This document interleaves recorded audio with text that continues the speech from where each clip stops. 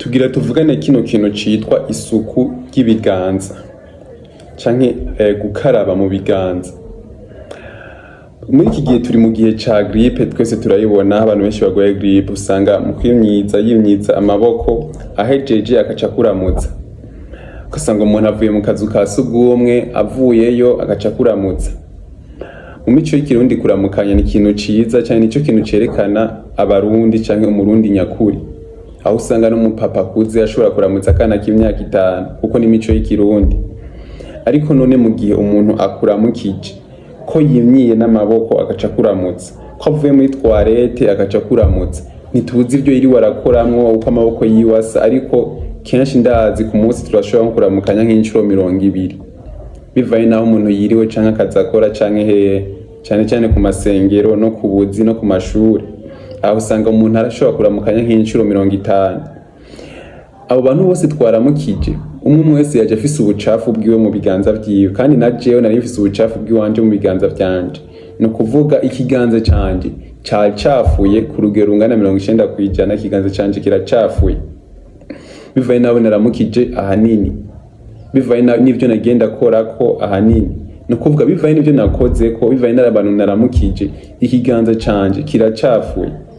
Ubuhinga bwerekana neza yuko gukaraba ibiganza bikingira infection canke za ngwara ziterwa n'imyanda za hepatite A, za typhoid. Ubuhinga bwerekana ko gukaraba iminwe bifise amahirwe menshi yo gukingira izo ngwara. Akantu gatoya gusa ko gukaraba amaboko gashobora gukingira izo ngwara nyinshi ziterwa n'imyanda. Gukaraba nyine amaboko kujya gukaraba amaboko bisigura ko utegerezwa kugerageza uburyo bwose ibiganza byawe biguma bisa neza. Utegerezwa kwiyubara uburyo bwose ibiganza byawe biguma bisa neza, aho uzi uri ko wikingira infection nyinshi gose, ingwara nyinshi gose, kubera akantu gusa gatoya ko gukaraba ibiganza. Sinzi wowe uzoharura ati ku munsi nakarabye ibiganza kangahe. Kenshi ukaraba ugira ufungure gusa, naho nyine usanga ukaravye n'amazi agaragara atasabuni. Dukunda kuvuga ngo nta murundi yishwe n'umwanda.